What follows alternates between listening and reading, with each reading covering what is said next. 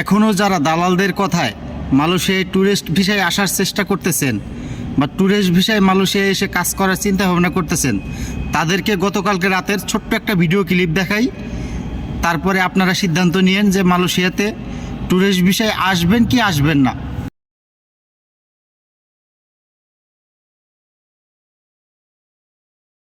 তো এই যে ছোট্ট ভিডিও ক্লিপে দেখলেন, এই ভিডিওটা গতকালকে মালয়েশিয়ার কুয়ালালামপুরের একটি দৃশ্য।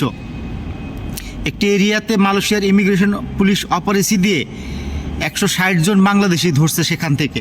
তো যারা বাংলাদেশ থেকে এখনও ট্যুরিস্ট ভিসায় আসতেছেন, তারা এই বিষয়গুলো দেখে তারপরে মালয়েশিয়াতে ট্যুরিস্ট ভিসায় আসার চেষ্টা করবেন। কারণ মালয়েশিয়া সরকারের ঘোষণা অনুযায়ী আগামী ডিসেম্বরের ভিতরে একজন অবৈধ প্রবাসীকেও মালয়েশিয়ায় থাকতে দেবে না।